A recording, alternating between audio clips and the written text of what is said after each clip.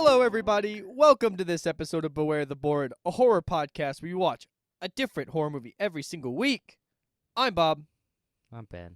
Okay, bro. What happened? You were so fine 10 seconds ago. Then I remembered we have to watch this movie. Oh my god, it can't be that bad. Do you know what movie we're watching today, Bob? Friday the 13th, Part 8. I don't even know what it's called.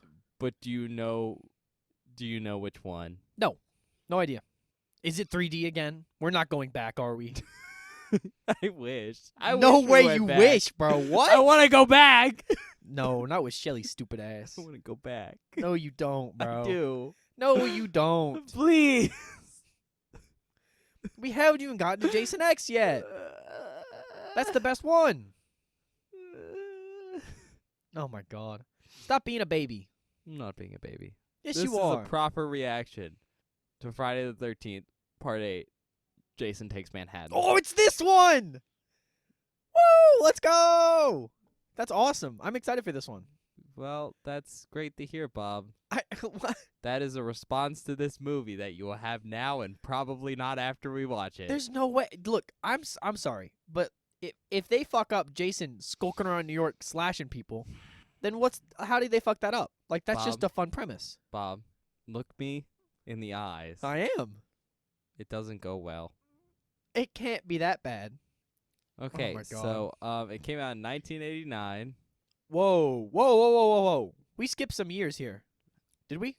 Well, technically, it's been a year since the last movie. Oh, okay. I don't know why. Okay, so it was 88 and now it's 89. Yeah. A year. Okay. Yeah, that's how time works. Okay. I just wanted to make sure. I don't know why my brain I went, that one came out earlier than that. No, you're right. You're definitely right. Okay, description. I'm actually very proud of this one. Okay. Start spreading the news. Start spreading the news. Okay. All right. It's okay. Was I supposed to get something? You know what? I don't think you were, 'cause you're a little special, but someone will. There'll be a more cultured individual Start than you spreading are. the news, huh? Yeah. I mean, I'm leaving today. huh? What'd you say? I'm leaving today.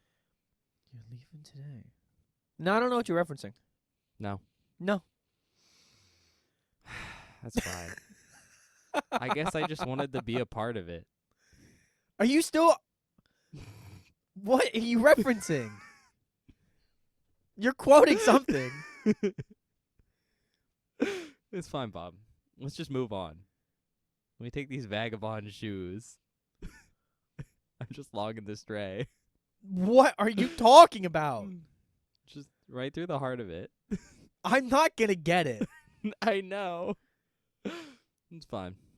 It's fine. We'll move on. Are you gonna tell me later? Okay.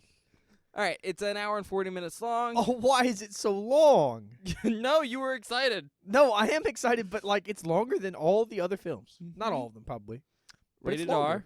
longer. That's a plus. Wow, let's look at these review scores. Okay. IMDb gave it a 4.5 out of 10. That's not horrid. Well, remember, it's always substantially higher. Which, speaking of which, tomato meter, 11%. I think that's not. Look. Audience score, 27%. Okay. Awards, 0 wins, 2 nominations. Here's my thing. This is not going to be a good movie.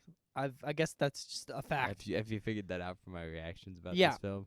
But at least maybe I'll have fun and won't be mad after the movie. So, about that. No way. Oh, my God. I mean, look, I'll fucking try, okay? I'm gonna try to keep up the hype. But if it Oh, is really yeah. bad, Like you tried on part 6? I was in a bad mood on part 6. We talked about that. All right, notable actors. Jensen Daggett as Rennie. She played Maggie Reynolds in Major League, Back to the Minors. Star Scott Bakula. That's all I know Wow. about that movie. Tiffany Paulson as Susie. I just thought it was interesting that she's a writer on Nancy Drew. She wrote the movie. Oh, that's cool. Peter Mark Richmond as Charles McCulloch. He played Adam Chance, an agent for harm.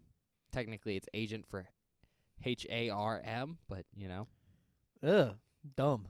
No, it's like a horror James Bond spoof kind of movie thing. Yeah, that's the name. Just I don't like that. You're stupid. Okay. That's Bob. Have you ever seen a James Bond film? No. That's why. Oh, okay. It's Is it a play on one of those movies? Like the name? well, no, it's more that what's the most like spy thing for an agency to do? Oh, use acronyms that spell out words. Mm. Okay. You're really just disappointed in me this episode Yeah, already. it's okay. We're not even probably like 10 It's minutes just in. like the usual, but I'm just being less nice about it. Fair enough. Red Henderson as chief engineer. He played Dr. Lees in Final Destination 2. Oh, okay. Scott Reeves as Sean Robertson. He played Noel Laughlin from Nashville. He was on 14 episodes between 2014 and 2016. Saffron Henderson as JJ. She's kind of interesting because she does a lot of voice acting, Oh, okay. especially for like anime and stuff. But she played Kazuko Yoshiyama in the English version of The Girl Who Leapt Through Time. Martin Cummins as Wayne. You know this guy, shockingly. It very rarely happens, but Bob actually knows this person. Sheriff Tom Keller from Riverdale. No. Was Yeah, on I do know that 77 guy. episodes between 2017 and 2023. And That then, show's awful. but Bob loves it. Kelly Hu as Eva Watanabe, the sorceress and the Scorpion King. Writer and director was Rob Hedden. He's also written and directed Box Borders. What's that? Wow, it's glad you asked. It's this interesting film about these two guys who take a refrigerator box and strap it to a longboard and get inside of it and then just ride down a big hill. But that's the whole movie? And it becomes a LA sensation of everyone's box boarding. That sounds I'm not to like shit on this guy, but that sounds dumb. Box boarders. Box borders. Budget. Oh, it probably had so much money. Yeah, it did. In fact, at the time of production, it had the highest budget of any Friday the 13th film. $5 million. Oh my god, that's like double. That's almost $2 million more than any other any film. other film. Holy shit. Fun fact, it also had the lowest box office of every film in the Friday 13th franchise Oh god. at $14.3 million. Oh, they still made money. That's not good. No, but they still made money. That's very, very bad, Bob. I understand that it's bad, but what I'm mad about is that they still made money. Well, of course, when you have a audience this built in, you're going to make money no matter what, right? Yeah. But the fact that they only made $14 million On the most expensive film. is very, very, very bad. Yeah.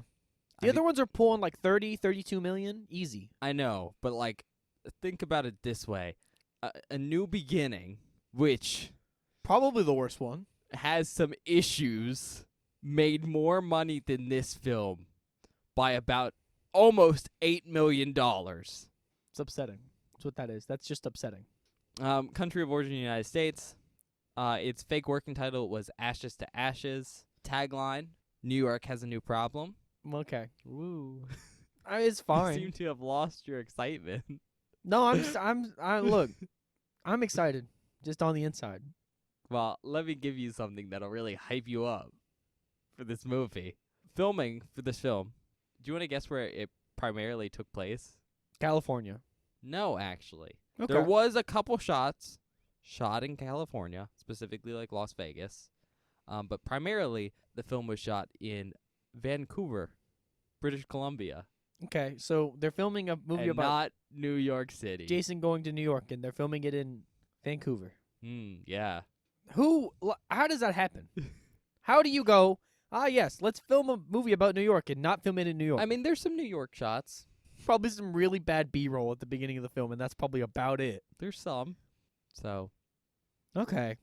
Oh, God. I'll tell you about how that happened after the film. We'll Okay. get into the specifics. But the long and short of it, money. Money, this one had the most. Yeah, not enough. Damn. Do you understand how expensive it is to shoot in New York City? I mean, it's probably hella expensive. It's not only because, it's New York City, but it's because like it's very busy, and when you're shooting a film, you have to shut down areas to shoot in. Yeah. Very, very expensive. Anyways, I guess we're gonna get into it. Oh, no more? Nothing No. else? No, you get nothing for this film.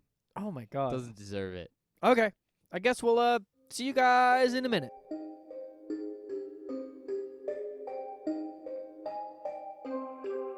Hi everybody, welcome back. We just finished watching Friday the 13th Part 8. Jason Takes Manhattan. Don't sound too down in the dumps, Bob. I'm not down in the dumps. I thought What you are were you talking so about? excited for this film. Like I said earlier, I'm excited on the inside, not the outside. That's a lie. What are you talking about? So what you're saying is it was a thumbs up? In fact, a 2 thumbs up? Is that what you're trying to say? I never said that. Say it, Bob. Say what? Say that you thought this film was great if you're so excited on the inside. I don't need to outwardly express my opinion about this film on this podcast. Okay, well, if you couldn't get it from that little joke, Bob didn't have a good time. No. Shocker. Look, I didn't. I'm sorry. I tried. I tried really hard. No, well, actually, he did. I tried really hard. And even then, I could not. You got 10 minutes in, and you was like, nope. Can't do it. Okay. As always, spoilers, guys, but I'm gonna pop this out really quick, because I don't honestly have much to say about this movie. Sorry. There's a lot of dumb shit in this film. Yes. Okay, so let's start with the description, and again, spoilers. I mean, I just said that, but obviously. Straight off the bat, biggest spoiler here. It takes about an hour and 4 minutes for Jason to get to Manhattan. Yep. I checked the timestamp. He made me close my eyes. He paused Yep. the movie. The first an hour and 4 minutes of this film, boat movie. Boat movie. Jason's on a boat, Yep. and he's just killing people slowly, one On a by boat. one. And then the boat goes down, and they row to New York from the middle of the ocean, Apparently. and then they get lost in The same 7 alleyways? the same two alleyways. I was being It's a straight line. I was being gracious. It's just to be one honest. alley? The grungiest, dirtiest alley ever that only has 2 people in it. Yeah. They get lost in it, and that's about the next 30 minutes of the film. And then they're in Times Square for about 10 seconds. And then they're in the sewers Yes. for That's- 15 minutes. That's the film, guys. We're being loose on the description there, but that's basically the whole movie. No, that basically is. We hit all the major plot points. I even mentioned the Times Square thing. Yeah. Okay. So on that note, we're just going to discuss the film. I'm sorry if you wanted more, but Bob, honest thoughts, what you think? This movie's a hot dumpster fire. Like, I swear to God, I don't understand how this got made. Because if you're going to call a movie Jason Takes Manhattan, it's an hour and 40 minutes. And he doesn't get to the fucking Manhattan part till the last 40 minutes of the film. What were you doing with the first hour? And I think it is worse than you're pointing out with that issue, because like, yeah, I think the biggest problem of this film is the fact that it's not Jason Takes Manhattan. No, it's false advertising. It's false advertising, and I think that makes it feel worse than it probably actually is, because you're just disappointed. No, there's more. There's more to it. There's actual issues with this film. We'll talk about those in a minute, but I do think that sets you up for immediately being disappointed. Yeah, because you are. The moment I realized we were going to be on that boat for most of this movie, I lost my marbles. That's what I said about 10 minutes, and you went, I think I clipped it, so I think they'll get to hear it. You went, at least we probably won't be on this boat for, like, the whole movie. Right, Ben? And I didn't answer. No, but I think the big issue is once you get to New York, it also just doesn't look like New York. No. I mean, like we said, I think of the 40-so minutes we have access to New York, like, most of it is spent in generic Graffitied alley. Yeah. And even the scenes where you can see the city in the background, it's very clearly not New York. No, it's just some city. It's Vancouver. It's Vancouver, but, to me, And- that's just some city. Well, yes, but I'd say it looks very distinctly more northern and cold. Yeah. But yeah, it's basically like when we're in New York, it doesn't look like New York. And the times that it does Well, they're really cool. I mean, I think the coolest shot in the film is just getting to see Jason with, like, Times Square in the background. Yeah, no, it is cool. It's like 10 seconds. Like, Jason is literally in a very identifiable New York setting for, like, 10 seconds. Yeah. Outside of that, there is a couple scenes that are very clearly shot in New York, but they're more framing shots. Mm-hmm. And, I mean, most of the New York scenes are actually reused in the opening, or vice versa, depending on how you look at the film. So they don't even feel fresh when you eventually get to see them an hour into the film. It's like, oh, I saw this earlier. I saw this earlier. Mm-hmm. So that's kind of cool callback, I guess, but frustrating. Well, it would be more cool if it wasn't just straight up the exact same shots. Oh, yeah, some of them are exactly the same. Like, there's a scene in the open where we go past a bunch of fucking punk dudes sitting on, like, a thing smoking. And Jason walked right past them during the movie. And they looked like they were doing the same thing. The exact same thing. Yeah, it's just... It's... Okay. Aside from that, before I think we get into mentioning, I think, any other nitpicky stuff, I want to mention where in the timeline we are. Oh, okay. Yeah, this is a good discussion. Because I think that's probably the most interesting thing to talk about in this whole film. Mm-hmm. Because, overall, I think it's kind of meh. But timeline-wise, it's kind of confusing, right? It's very confusing. So, where this movie takes off is Jason is once again underwater, assumedly in Crystal Lake. Mm-hmm. And very specifically, he's chained down with part of a dock on top of him. Mm-hmm. But as for where he is in the lake, he's right in front of Camp Crystal Lake again. Which is where he got left at the end of part 6. Yes. Except then it wasn't called Camp Crystal Lake. It was Camp Forest Green, right? Yeah. It's back to being called Camp Crystal Lake. And also, now there's a dock on top of him for some reason. But there's a dock on top of him, like... At the end of 7. Yeah. So, he's also, very specifically, missing his hockey mask. Which gets destroyed at the end of 7. So, both the lake and the hockey mask thing imply that 7 is canon, which means the timeline here is very specifically, at the end of 6, he gets chained to the bottom of the water. Then he floats away from Camp Crystal Lake, or at this point, Camp Forest Green, floats away from that lake while chained to a giant boulder to this house, and then proceeds to not float away from this house for 7 years. It's 7 years. 7 years.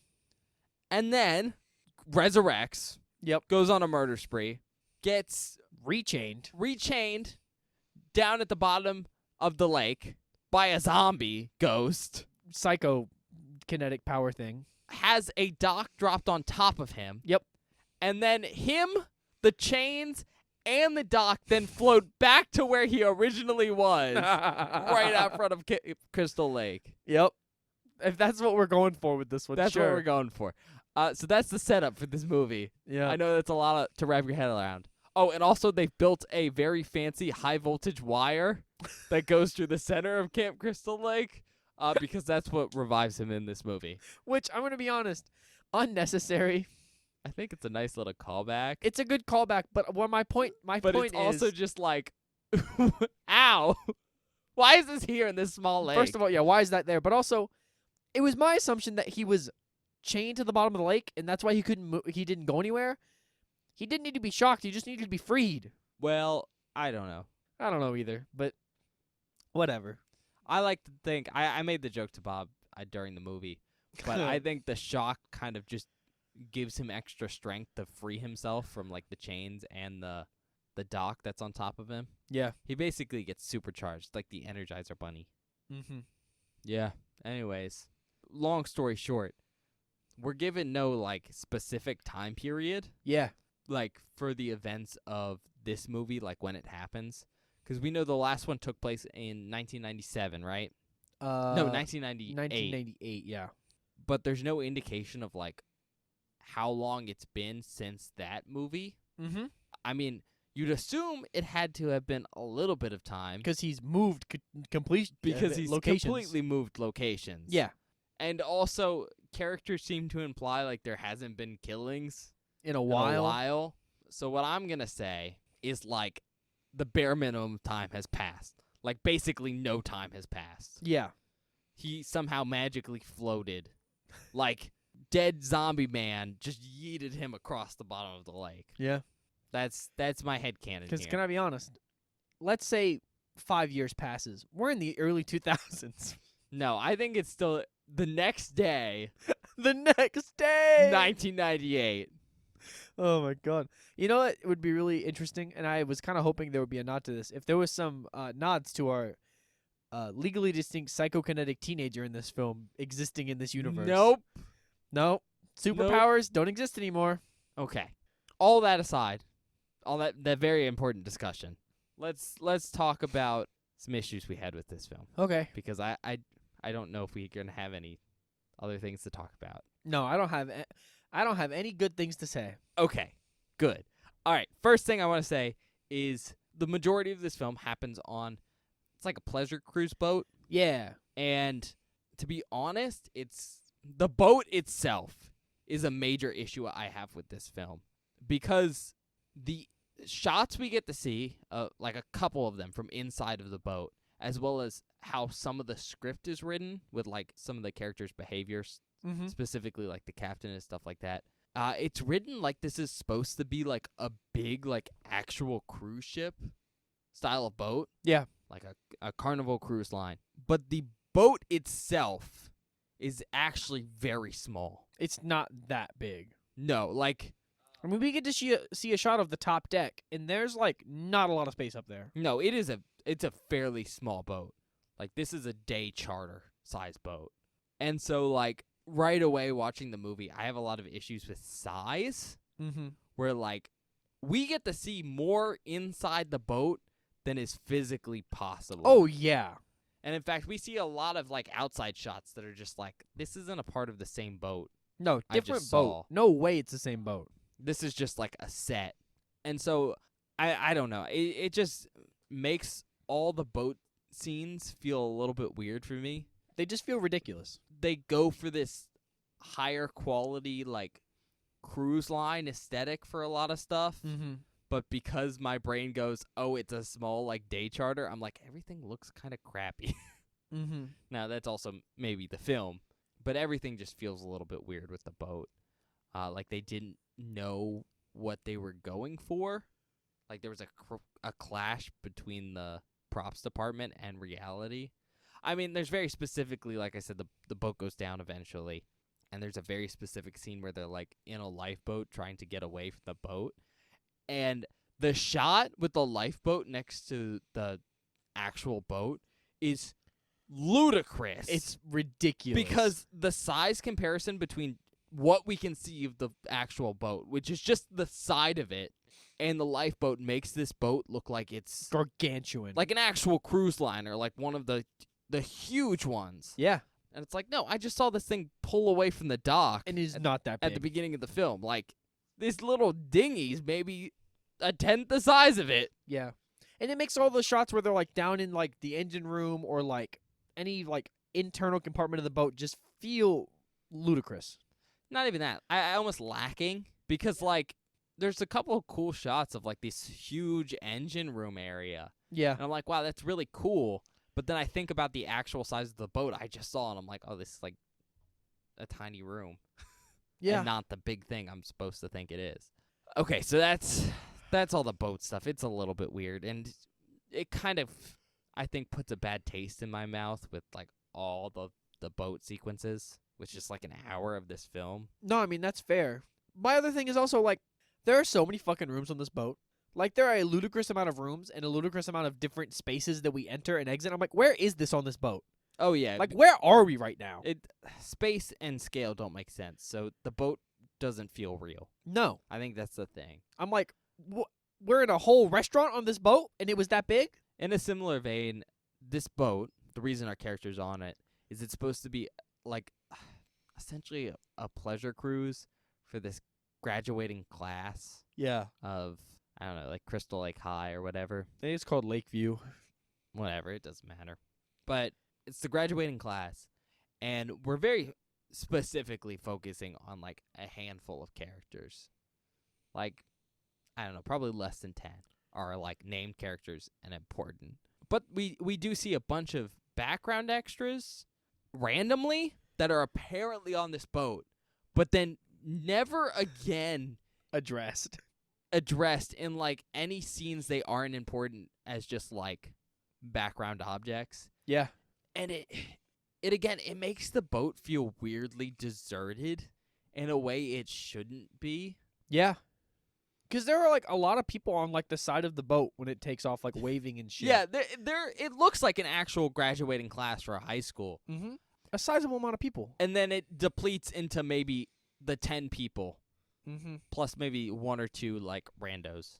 It's just bizarre. And also they apparently all just die when the boat goes down. I mean, yeah. Because apparently this boat has one lifeboat and it's a wooden dinghy. It sucks. Outside of that, I think the kills on the boat are just lame. I think The kills in in general are the lame. film are lame. That was my other thing I wanted to bring up. The kills in the movie fucking blow. Like we don't get to see a lot for most of them. No, and like they aren't. Some of them. There is one in particular that is fairly creative, but the rest of them I'm just like, oh, okay. Yeah. He stabbed him. He did the thing he does. It's so lacking in a film that is the 8th one in a series, so it has to have good kills because there's no fucking way we're gonna give a shit about these characters No. because we're 8 movies in.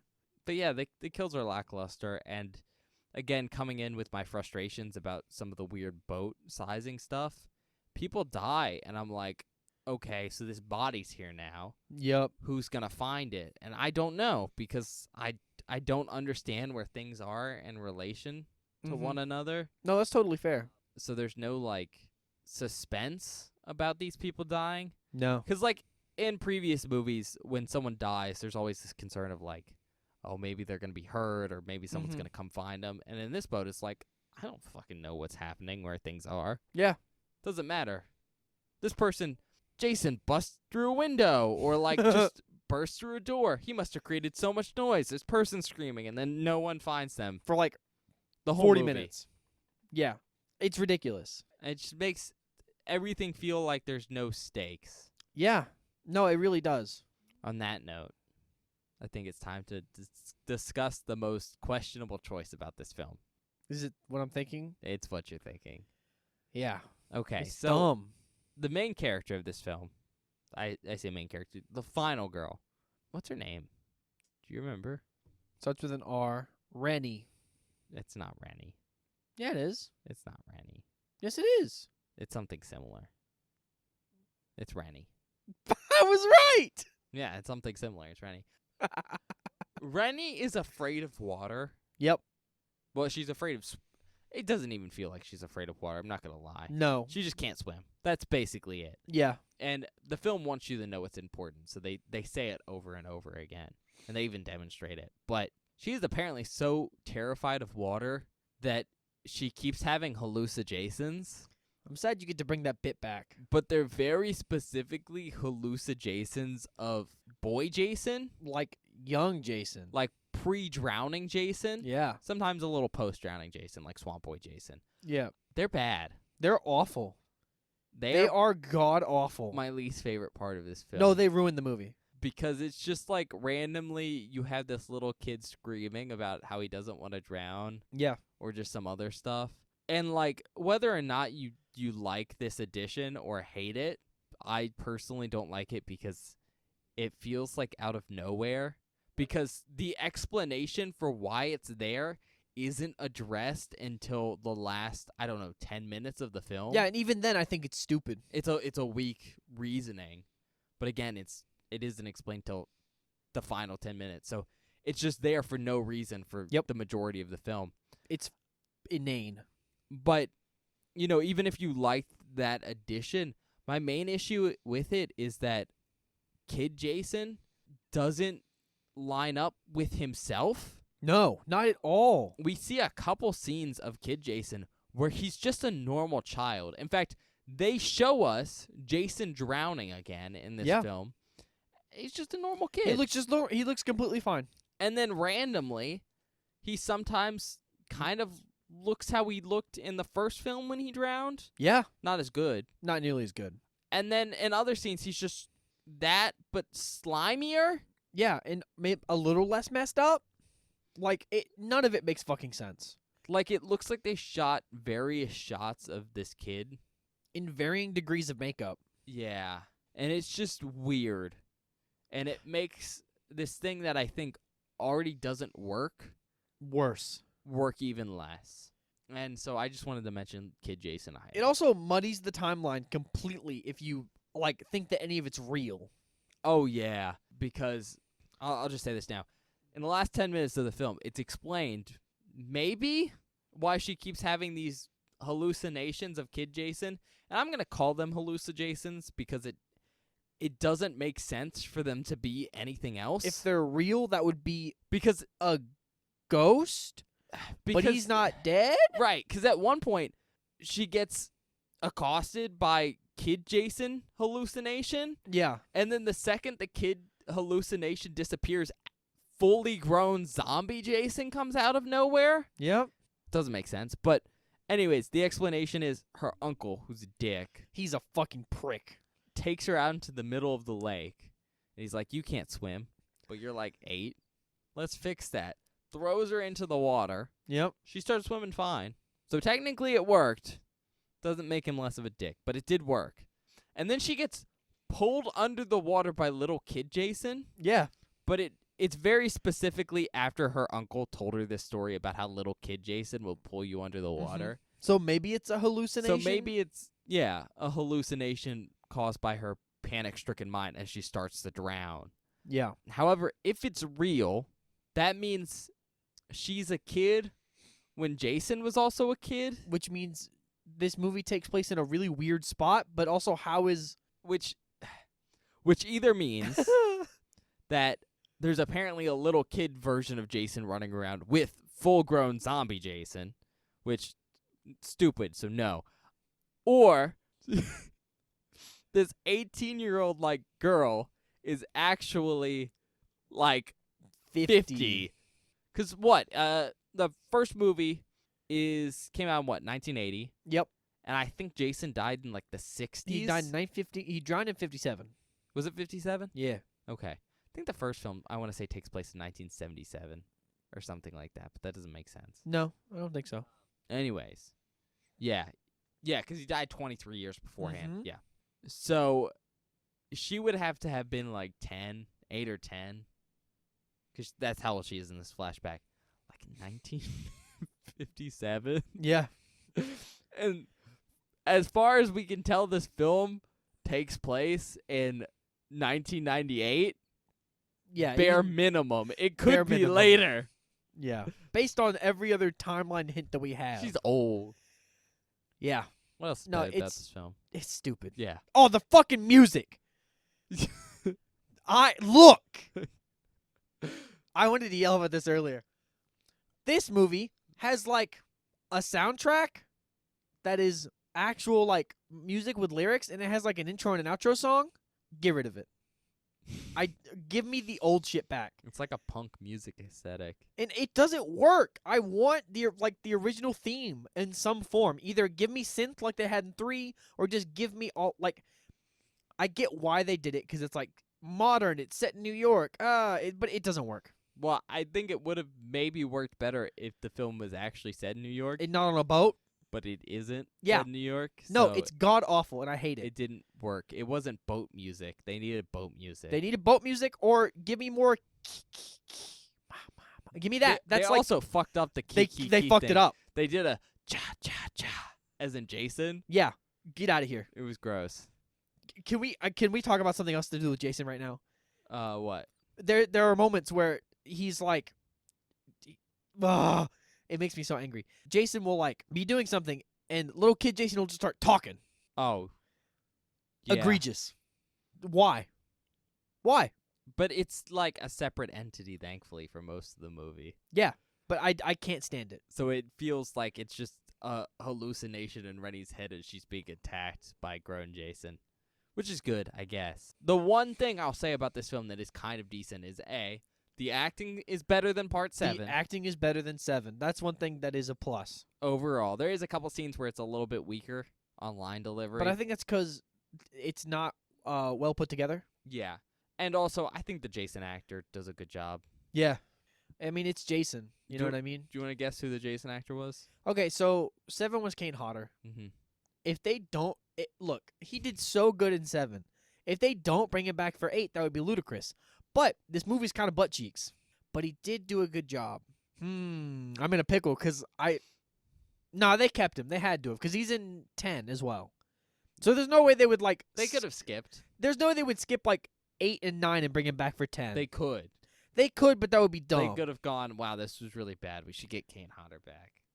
You're right. No, because it's him. It's Kane Hodder's still here. Yeah.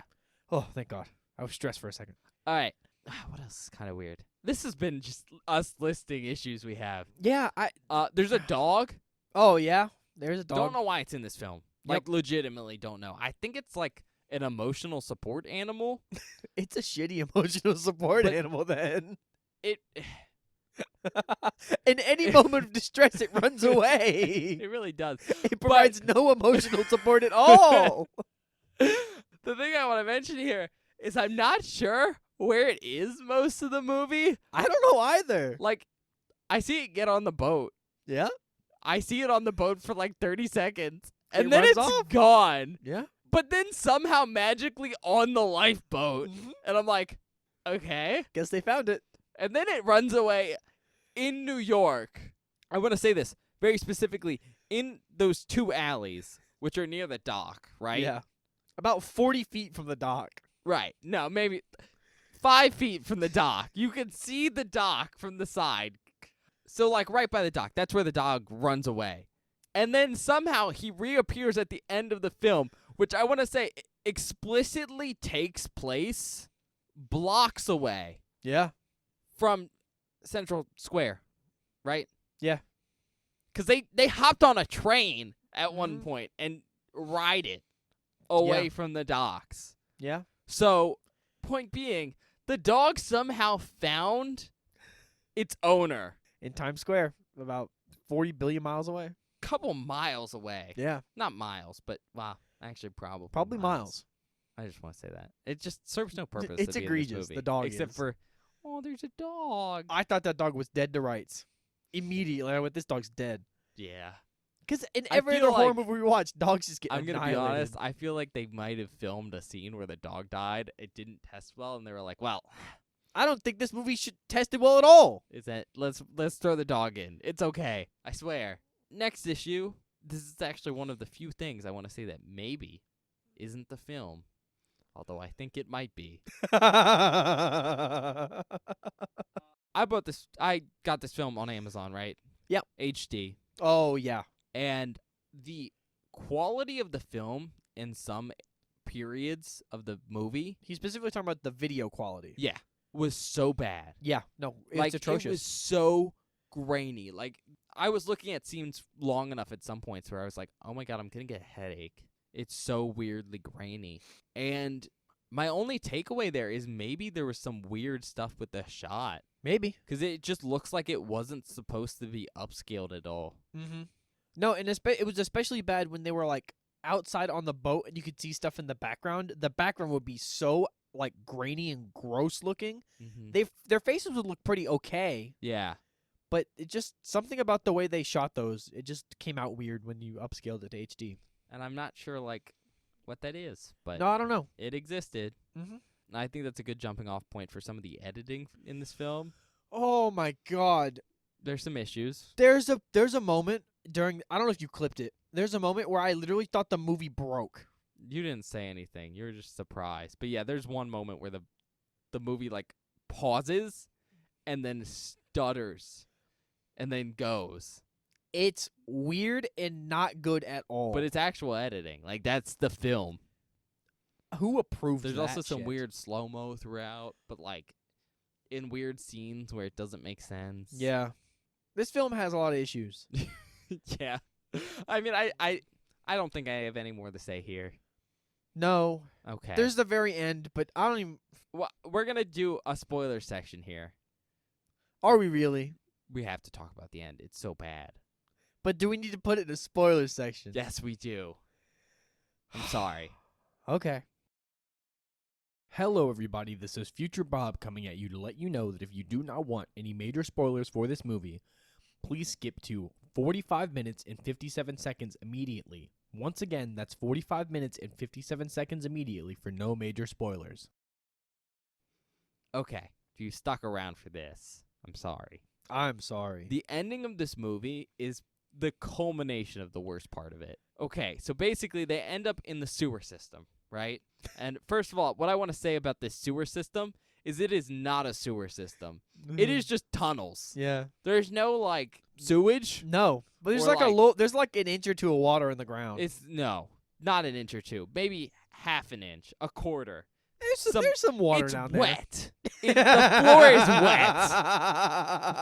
Okay? And as they're running through these tunnels away from Jason, they just happen to stumble into a maintenance man. Yeah. And he informs us some interesting facts about the New York sewer system. Oh, Most specifically, and the way he phrases this implies that this is just a common fact that everyone should know. yeah, man. That the New York sewer system just floods with toxic waste Every midnight, every midnight. just floods. I don't know for how long. Nope. It goes away, I guess, Yeah. because it floods again The the next next day. midnight. So you just have to get out of there. Yep. He's like, we got Because- 10 minutes to midnight. We got to get out of here. And additionally, and I think this is even worse because we do get to see the flooding happen, and it is a wall of water. Yeah. Toxic waste. Yeah, you're right. Well, we'll get into that. There are just barrels of toxic waste down here. Yes. Like, is the city of New York just like radioactive or something? I don't know. Because they crack open this barrel, Yeah.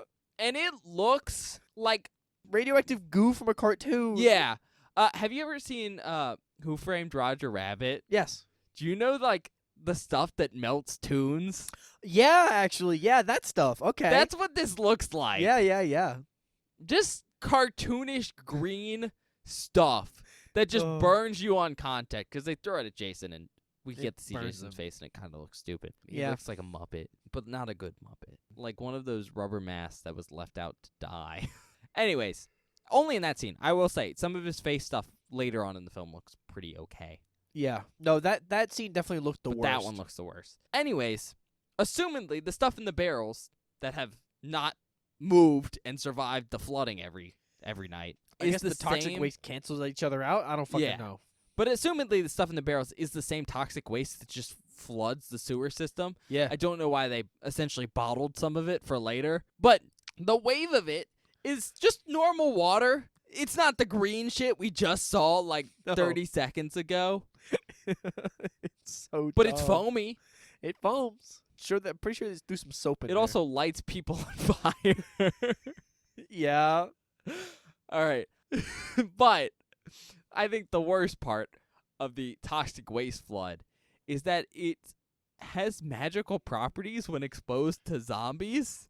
Very specifically, it makes them speak in little kid voices and then turn back into small children. Yeah. It's kind of a confusing summary. Basically, our two main characters, who we haven't even mentioned one of them, it's Rennie and Sean, who have Survived. survived, and I guess they're in love. Or something. I think they have pretty bad chemistry. It's bad. But interestingly enough, the guy who plays Sean is actually the second choice for Sean. The Oh. original actor was replaced because it was thought that he didn't have any chemistry with Rennie's actor, and this guy had more. So I want you to think about that. More my ass. But anyways, they've climbed up on this ladder, and there's a grate over top of the ladder to get out. So they can't get out. And then Jason pops up beneath them, teleporting, because he teleports the whole film. Like, Yeah, and I legitimately teleports. Can't stand it. It's kind of stupid. Because it feels like it's not a writing choice and more of an editing problem, where, like, they didn't edit things right. Oh, that makes sense, actually, where they're just cutting around stuff. Yeah, it didn't feel intentional. But anyways, he grabs the bottom of them and is trying to pull them in, like, down, right as the flood hits him. And first of all, before it hits him, we get to see melty mass face Jason go, and little kid voice, Yep. "Mommy, don't let me drown." God awful.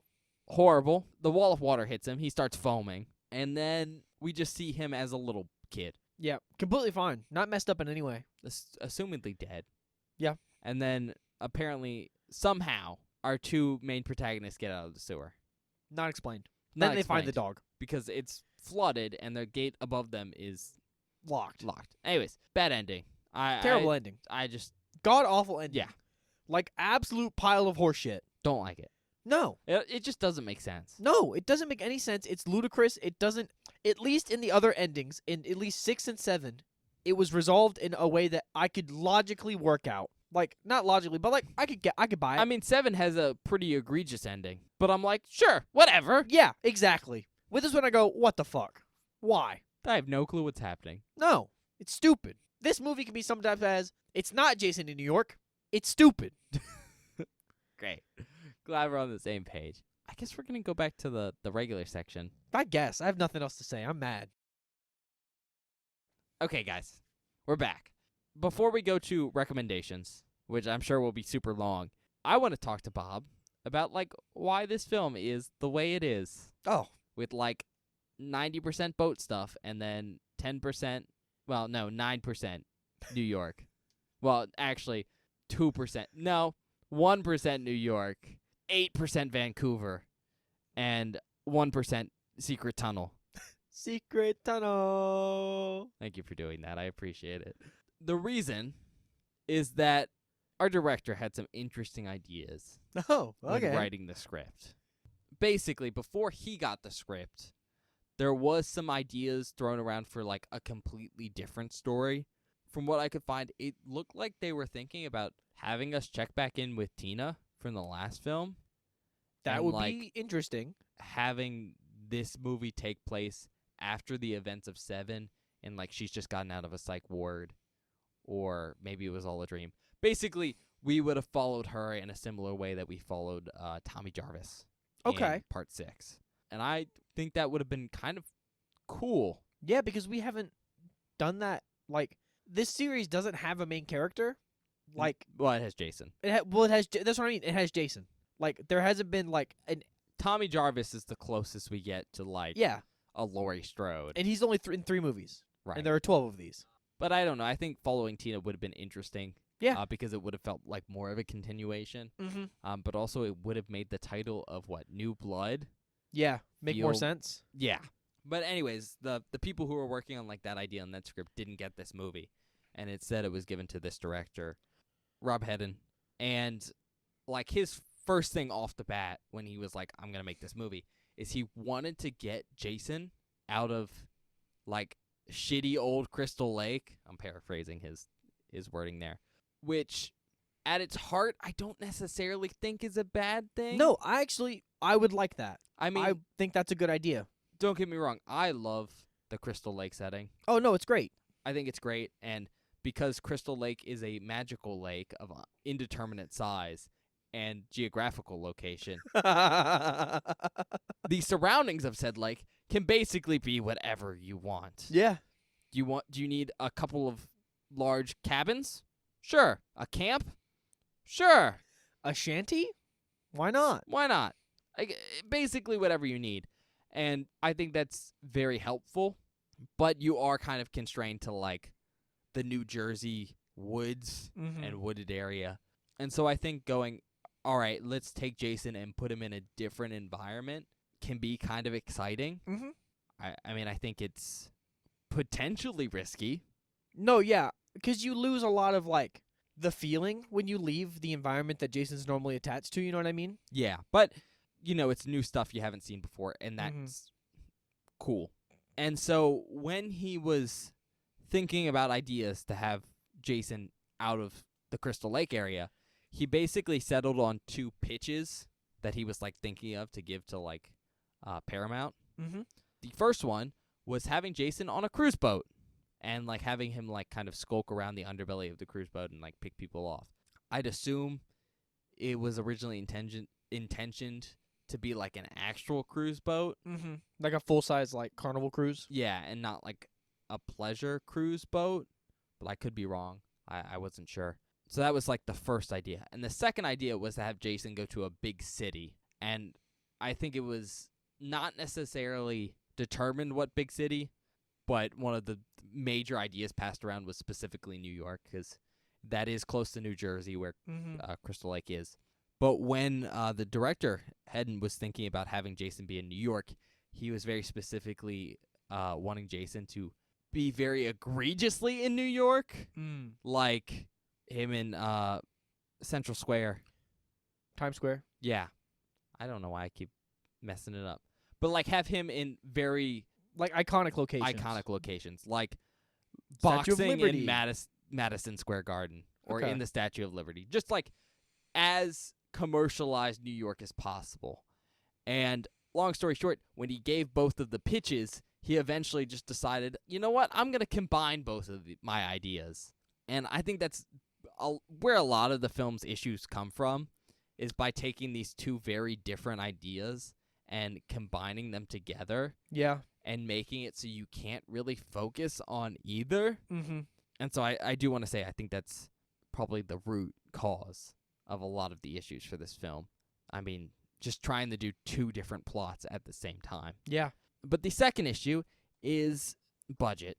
I mean, this movie had the highest budget of any Friday the 13th movie at the time of production, $5 million. That's a lot for a slasher film. In 88? Hell yeah. In 88. But they very specifically chose two kind of expensive plots to work with. I mean, New York, which we've already talked about, is expensive to film in because you have to block off areas, and New York's an expensive city to rent out. In fact, it might be one of the most expensive cities to rent out.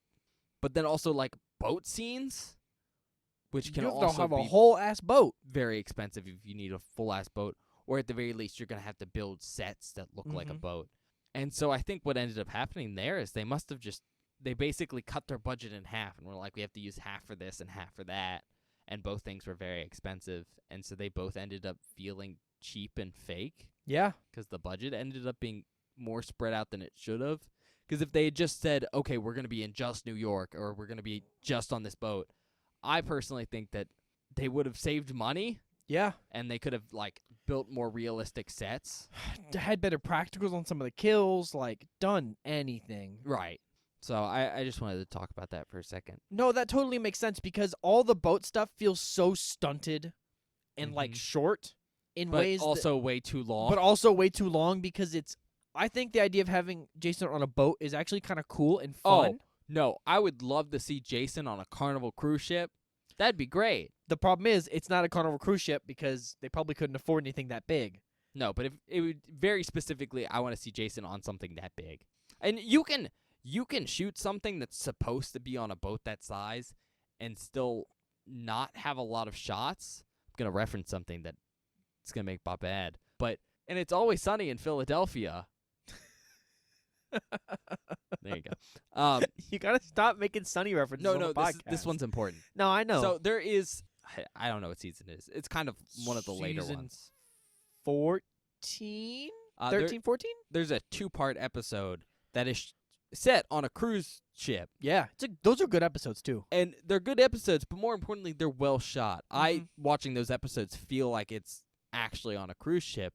But objectively, there's not a lot of shots that show the full boat. No. But it still feels really, really big. And so my point is, like, you can achieve that feeling, I feel like, and not necessarily have to show a lot. And I think if the movie had committed to, like, boat stuff, you could have gotten that. Yeah.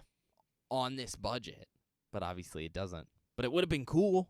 I think it's a good idea and it could be really cool. Problem is the budget stuff, like, it just feels so, it's so lackluster when you could have if you made that stuff good and made it the main framing point of the film, it could have been great. Yeah, and I mean, you heard how excited Bob was at the beginning. The New York thing could be really cool. Oh my God, it's such a good idea.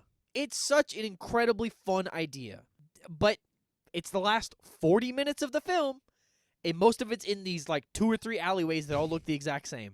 That they can't get out of. And it's stupid. Yeah, anyways, I just wanted to mention, like, 2 good ideas that aren't executed well. Yeah. Okay, recommendations, Bob? You can just say no one.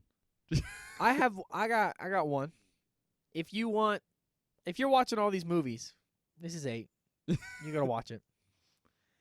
2, Kane Hodder. Even though this movie blows ass, and I don't like it, he still does a good job, and he's still really good at being Jason. Yeah.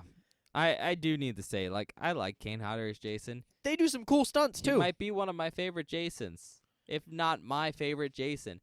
However, he is in some stinker Friday the 13th movies. He's in some bad films. And it sucks. Because, look, if you give that man what he needs, ooh, killer. I mean, I just think it's kind of sad that, like, he does a really great job, Yeah. but he's given shitty movies to do that good job in. Yeah, that's it. Okay. Same one for me, I think. If you want to see a Friday the 13th movie, this is not the one I'd recommend, but it is the 8th one. And so if you're watching through them, go check it out. I can't believe we're here. It is also just an egregious concept. And while I don't think the whole concept that is promised on, Jason Takes Manhattan is achieved, I would say Jason takes about a city block, maybe. it is kind of an iconic moment in horror history of just like, oh, let's go to New York. So if that interests you, I mean, check it out. It's at least maybe worth one watch just for that. Maybe. Otherwise, Kane Hodder does a great job. So if you want to see him playing Jason, this is his second time doing it, and it's pretty good. That's it. I mean, I guess if you want some little boy Jason, but you shouldn't want that. Worst part of this film. Not gonna recommend it. Okay, rate it, Bob. I know we've been shitting on this movie the whole episode. Like, the entire episode from beginning to end, we've been dunking on this dumpster fire. But it has a couple redeeming things. We already talked about Kane Hodder. Like what? Kane Hodder's great. The acting is better than 7. It actually, it That's feels a not lot high better. bar. It's not a high bar, but god damn it, I like 7 more than this film, and the fact that the acting is better in this means something, okay? I'm trying so hard right now.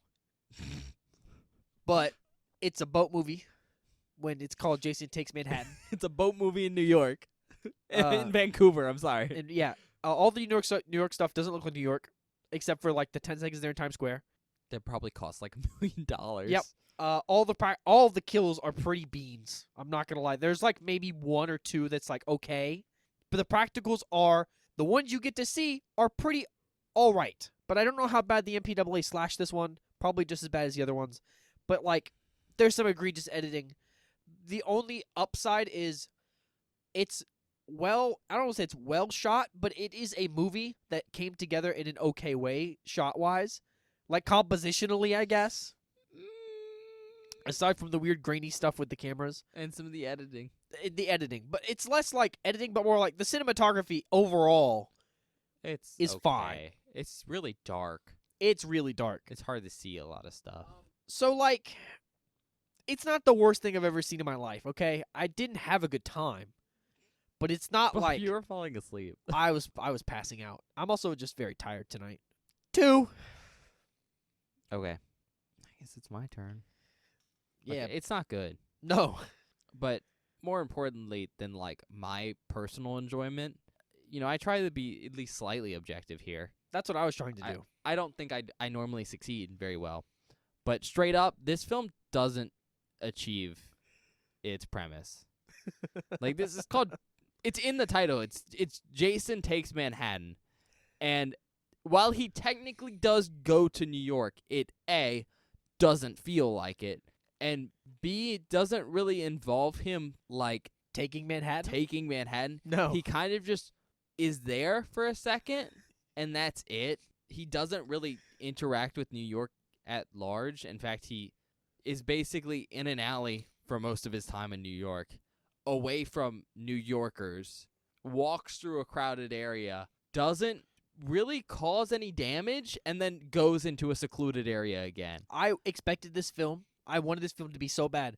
Jason just goes on a murder spree in Manhattan. And, like, the movie's about the cops trying to hunt him down and get rid of him, and he's just killing people. And, even the scenes we do get to see in New York don't really look like it.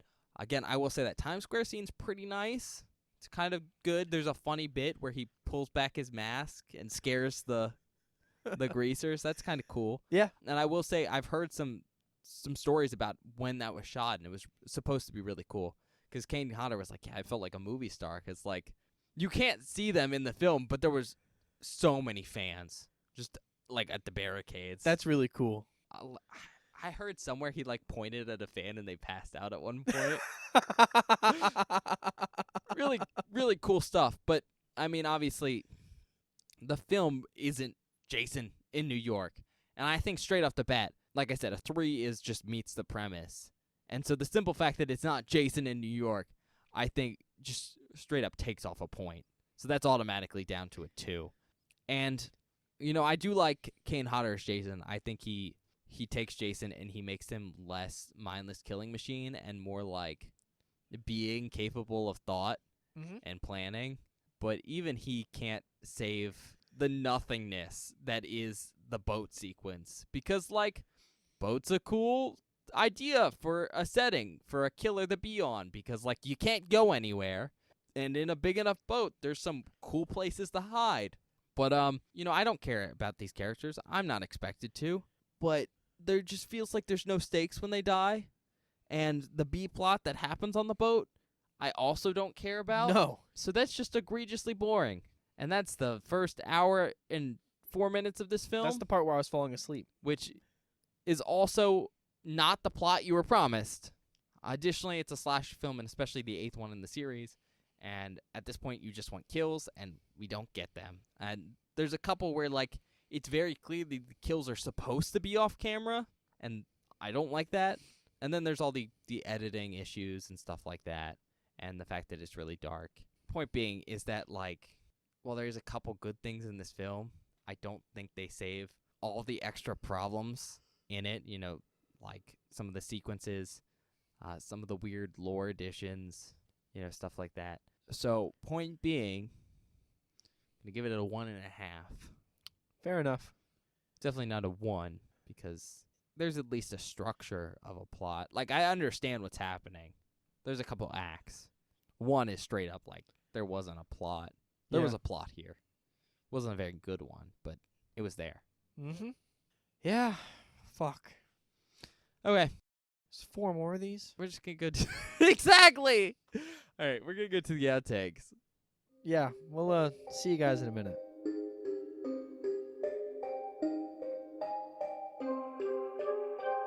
Hello, everybody. Welcome to the outtake section for this episode of Beware the Board. I hope you're enjoying our review of Jason Takes Manhattan so far. I don't like this movie. I think it's stupid. But if you do not want any major spoilers for this film, please skip to 1 hour, 3 minutes, and 45 seconds immediately. This first clip is me finally realizing the grave truth about this film. Is most of this movie Jason on this fucking boat?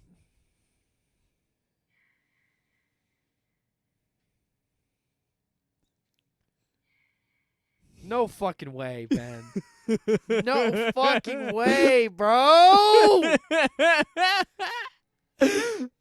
Surprise! That's such a horse shit!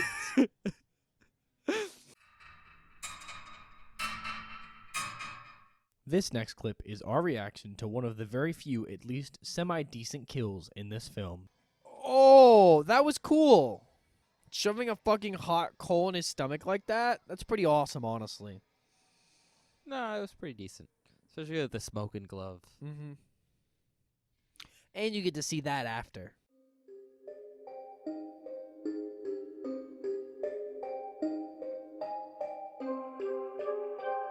Hey guys, we're back. Say howdy. Oh. There we go. We don't really have any announcements besides the fact that we're coming in with part 9. What possibly could part 9 be? Bob doesn't know. I do, but Bob doesn't know off the top of his head, which is kind of surprising because you've kind of known. I know a lot of them. I know, but I know 10, 11, and 12. I know what those ones are. Exactly. But I don't know 9. Anyways, 9's coming up next Saturday, so in a couple days. So check that out. This upcoming Saturday. Bob's being weirdly specific. And then part 10's coming out on, I think, Wednesday. Yeah, I was just confused. I didn't know if you were right about the Saturday thing.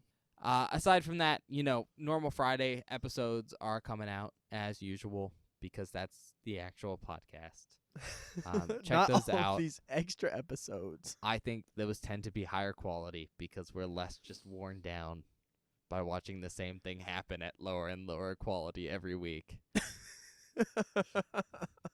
I think we might have peaked at 4. No, I mean I thought six Six is is pretty good. good, but you didn't 6 have a is good good. time. Otherwise, check us out wherever you get your podcasts, including where you're listening to right now. That could be Spotify, Apple Podcasts, some other places, including YouTube, which is kind of nice because we can see your support for us there. You know, your subscriptions, your likes. You can even like hit the bell button to be notified whenever we post a video, which is kind of cool because it tells you when we post anywhere else, like Spotify, if you listen there.